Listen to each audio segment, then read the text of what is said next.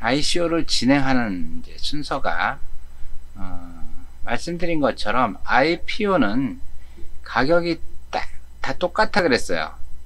그런데 이 ICO는 기간에 따라서 가격이 달라요. 그래서 기간이 이렇게 맨 처음에 하는 게 프라이빗 세일 기간이에요. 그 다음에 프리세일 기간이 있고, 그 다음에 메인 세일이 있어요. 메인 세일. 프라이빗 세일이 가장 가격이 저렴합니다. 그 다음에 이제 프리세일이 두 번째고, 메인 세일이 가격이 가장 높아요. 똑같은 1코인을 사는데도 ICO는 기간에 따라서, 판매하는 기간에 따라서 가격이 차이가 난다는 거. 그래서 이 프라이빗 세일 같은 경우는 비공개로 진행을 해요. 그래서 이거는 이제 아는 지인들 있죠. 그리고 뭐 중요한 투자, 뭐 같이 참여하라든가, 이제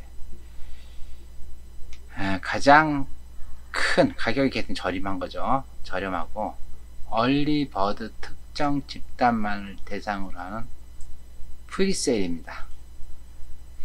자금 모집량이 높고 대중의 공개가 적은 만큼 일반 투자자들은 프라이빗 세일에 들어올 수가 없어요.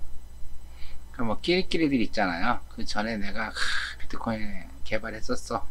이번에 비트코인 캐시를 개발하려고 그래. 야, 그러면 야, 너 우리 비트코인 캐시 개발하려는데 너 투자 좀 할래? 그래. 이렇게 서로 이제 아는 사람들끼리 한다는 거죠. 그래서 이거는 아는 기관 투자주잖아, 이제 사전 등록자들 있죠. 이런 사람들 대상으로 프라이빗 세일을 하고, 그 다음에 하는 게 이제 프리세일이에요. 이 프리세일은 일반 판매하기 전에 특별 판매하는 거라고 보시면 되죠. 여러분들 뭐 스마트폰 갤럭시 노트 나오면은 사전 뭐 판매 행사 같은 거 하잖아요. 그런 거 비슷한 거라고 보시면 돼요. 프라이빗 프리세일, 여기 요때 이제 ICO를 진행하는 입장에서 가장 중요한 시기입니다. 요 프라이빗 프리세일이 성공적으로 돼야지만 실제 메인 세일이 성공할 수가 있거든요. 그래서 이제 ICO 정식으로 하기, 일반인들한테 정식으로 하기 전에 사전 판매하는 거를 프리세일이라고 합니다.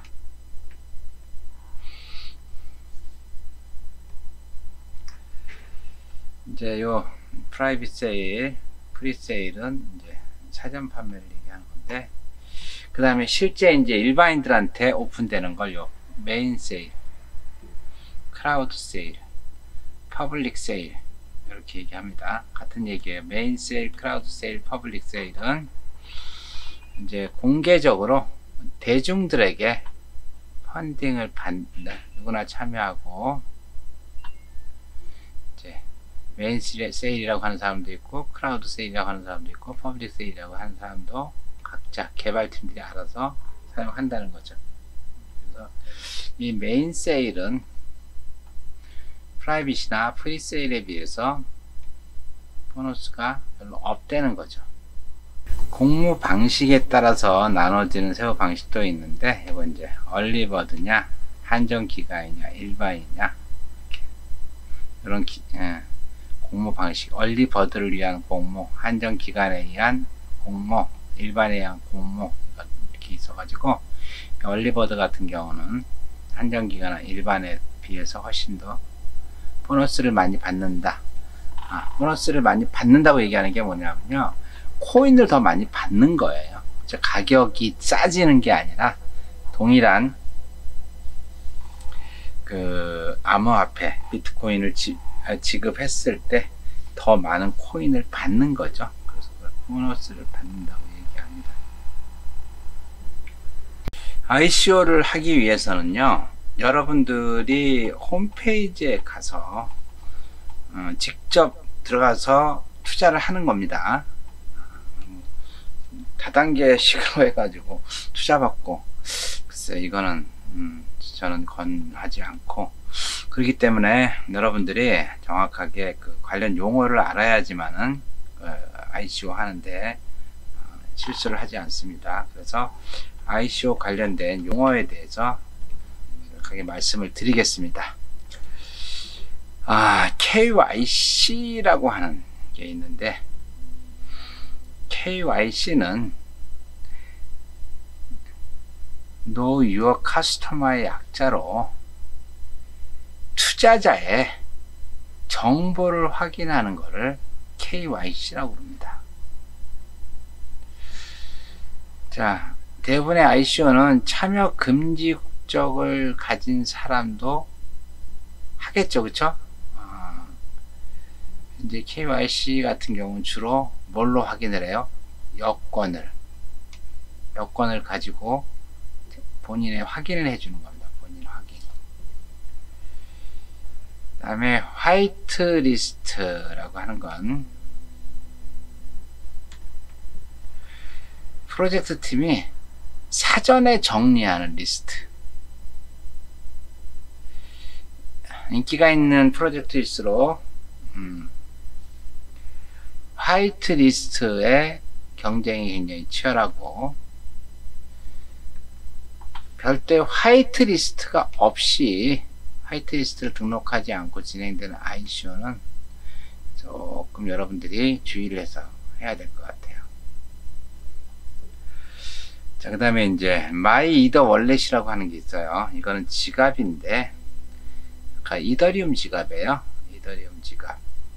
주로 이더리움으로 많이 ICO를 참여를 하는데, 이더리움으로 참여하는 이유는 스마트 컨트랙트가 가능하기 때문에 그래요. 그래서 My Ether 월렛은 뮤라고도 얘기해요. 뮤. My 여기 있죠? My Ether 월렛 따가지고 뮤. 그리고 이제 ERC20 토큰이라고 하는 거는 이더리움 기반에서 만들어진 이더리움, 거의 뭐 ICO 투자 받을 때 이제 이더리움이 선두주자다 보니까 ERC 토큰으로 투자를 많이 받습니다.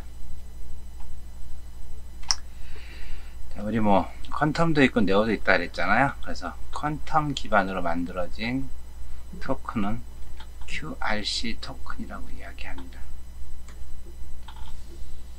그 다음에 이제 토큰 락이라는 용어가 있는데, 토큰 락은 락이 걸려서 기간이 지나야지만 이제 파피러스의 기능을 진행할 수 있는 것, 토큰 락을 걸었다 그래요. 그래서 이동이 불가능한 코인을 토큰 락이라고 합니다. 그리고 이제 레지스터라고 하는 거는 알죠? 등록을 의미해서 이메일을 등록하거나 화이트 리스트를 등록을 하거나 KYC를 등록하는 거죠. 등록한다는 얘기예요. 티어는 등급이죠. 등급. 투자자들의 등급이 나누어 아까 얘기한 대로 할인율 또는 이제 그 보너스가 달라지는 거예요. 그래서 티어라고 하는 등급이 있습니다. 이거는 이제 추천인. 우리 보통 투자 받을 때 뭐 추천인 있으면 추천인도 얼마 혜택이 가고 그런 거 있잖아요. 그런 거. 리퍼럴 추천이라고 얘기합니다. 누군가를 소개를 받으면은 그 투자를 많이 할 수가 있잖아요. 그러니까 이건 프로모션으로 쓰는 거죠. 마케팅 프로모션으로. 그래서 더 많은 사람들이 그 홍보를 해서 추천인이 누구냐, 그럼 추천인한테 한 명이 투자를 했을 때, 아니면 어느 정도 금액을 투자했을 때 그 투자에 대한 개수가 몇 개가 이 추천인한테 가게 되는 그런 거죠.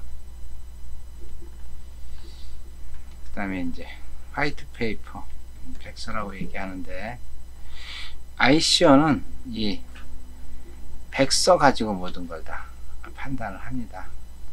이제 각각에 대한 프로젝트에 대해서 모든 걸 기술한 분석, 비트코인도 이제 백서 가지고 다 만들어졌다고 말씀드렸죠.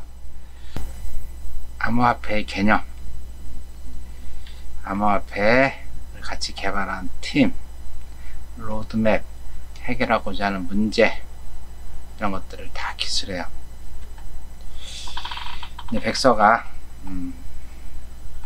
잘 돼 있을수록 투자에 대한 신뢰도가 높죠. 백서 한두 장 딱 만들고 이러면은 투자를 하시면 안 되는 거죠. 이제 화이트 페이퍼 말고 이제 블루 페이퍼라고 있는데, 이제 백서보다 더 깊이 있게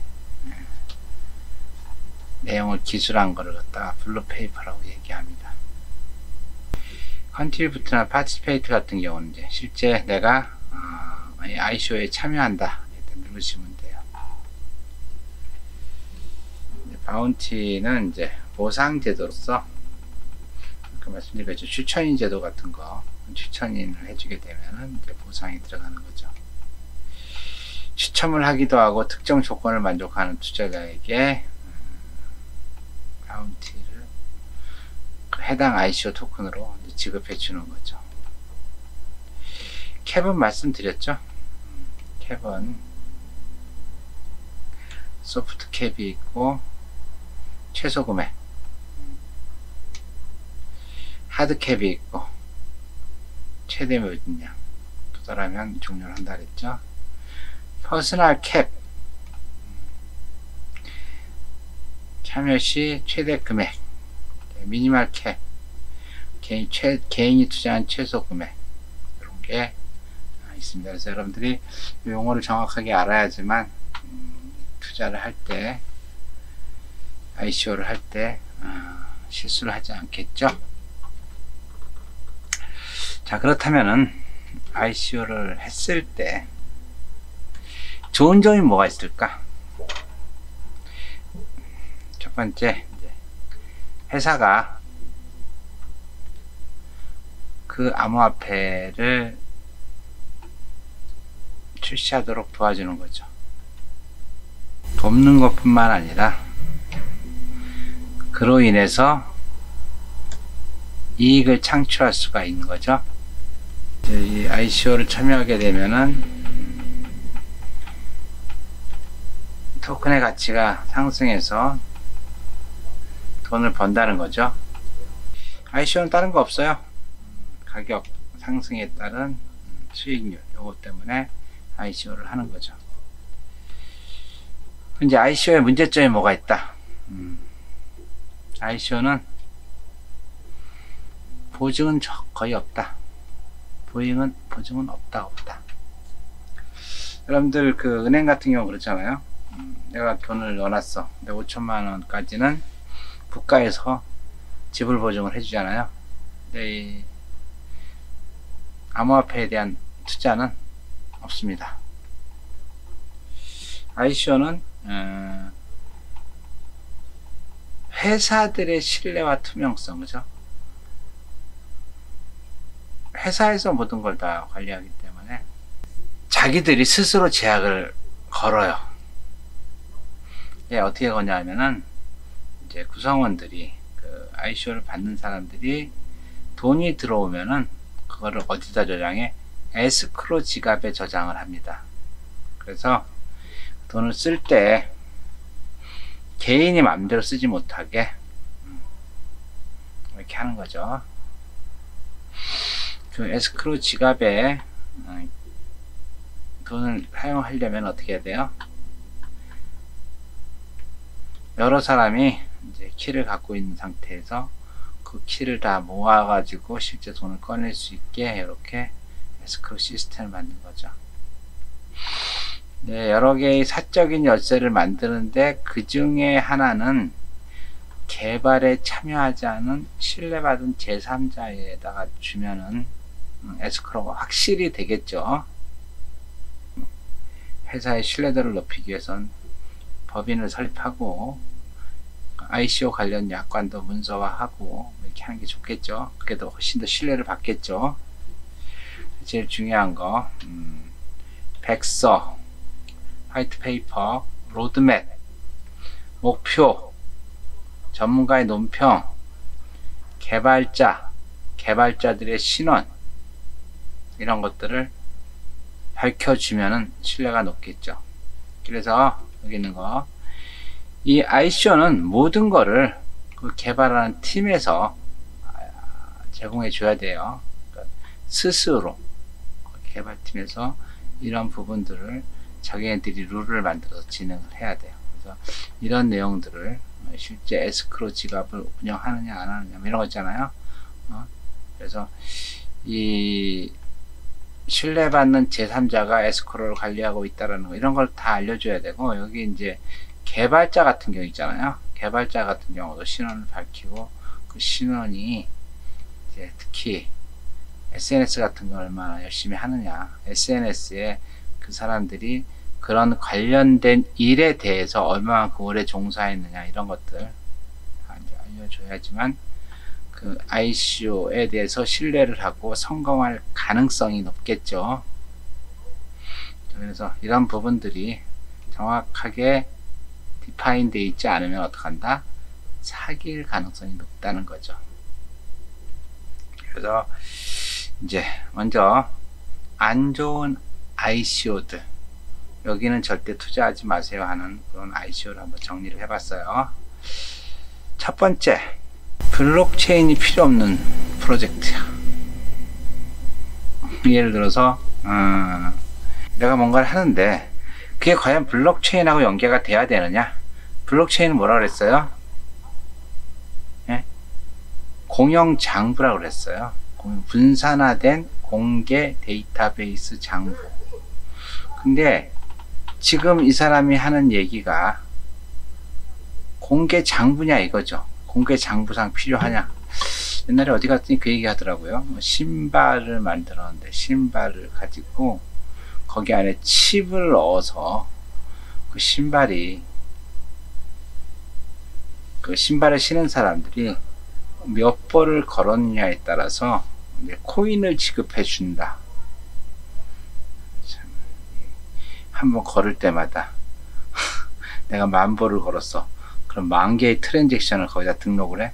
이건 아니잖아요. 그죠? 좋지 않은 ICO다라는 거죠. 오픈소스 프로젝트를 위한 빈 공간이 발생. 자, ICO 프로젝트가 오픈소스를 제한하는데 GitHub 같은데 실제 들어가야 될 내용이 없어. 그 오픈 프로젝트 안에 모든 것들이 다 등록이 돼야 되는데 어느 부분은 있고 어느 부분은 없고 이렇게 돼 있어요. 그럼 그거는 나쁜 ICO라는 거지. 퍼블릭 블록체인의 가장 큰 장점은 뭐라 그랬어요? 오픈소스잖아요. 그렇죠? 그러면 개발을 위한 게 오픈된 공간에서 있어야 되겠죠. 그리고 오픈된 공간에서 모든 사람이 그걸 검토를 할 수 있어야 되는데 오픈된 공간에 그 자료가 없다든가 아니면은 어느 특별한 공간에 이제 검토할 수 없게 만든다든가 이렇게 되면은 좋지 않은 거죠. 그렇죠?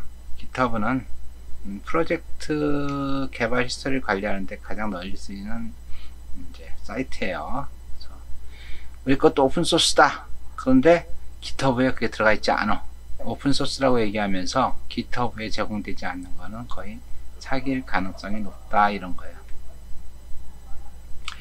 그리고 이제 나쁜 ICO, 채굴 구조가 개발팀에 유리해. 자, ICO 프로젝트는요, 개발팀이 초기에 일정 비율을 가져가긴 돼 있어요. 그런데 너무나 개발팀 위주로 돼 있어. 사기일 가능성이 높다는 거죠. 이제 이런 암호화폐는 블록체인을 갖다가 상용화하는 것보다 개인의 부를 창출하는 목적으로 볼 수 있는 거죠. 그래서 이런 채굴을 했는데 실제 채굴한 사람은 얼마 못 가져가. 개발팀이 다 가져가. 이런 누가 채굴을 하겠어요? 채굴자가 없다는 얘기는 어떻게 되는 거예요? 그만큼 그 메인 넷이 부실하게 되는 거죠.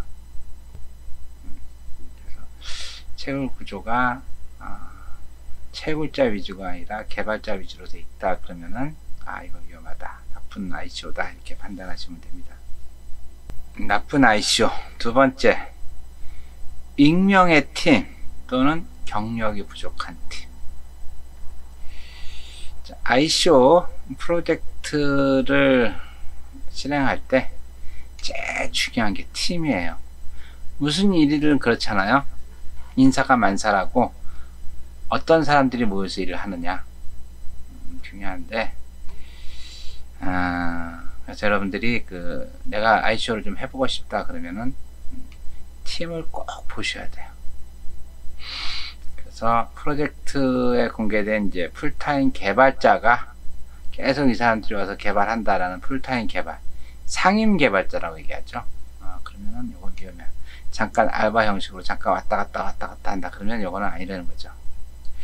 더 웃기는 거는 프로젝트를 진행하는 리더가 프로젝트에 대한 이 블록체인 분야의 문외한이야. 네? 유시민 같은 사람이 와이코인 만듭니다. 그럼 어떻게 해야 돼요? 그럼 그건 아니라는 거죠. 이제 팀원을 검증할 때 링크드인이라고 하는 SNS 사이트 있죠? 거기에 링크드인 같은 데 가면은 그 사람의 히스토리가 쫙 보여요. 그래서 링크드인에서 반드시 확인을 해보고, 이제 확인했다고 좀 믿지 말고, 프로필이 거짓이니까 언론이나 회사의 웹사이트를 통해서 꼭 확인해야 된다는 거죠. 프로젝트 자문으로 굉장히 유명한 사람이 있다고 쳐요. 제가 ICO 관련된 홈페이지에 갔는데, 근데 실제 이름만 걸어놨다 그러면 안 되는 거죠, 그렇죠? 그래서 그 사람이 참여하고 있는지를 반드시 확인해야 되는 거죠.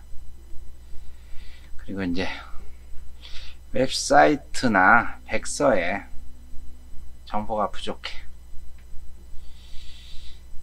ICO 합니다 라고 해서 그 사이트에 들어갔어.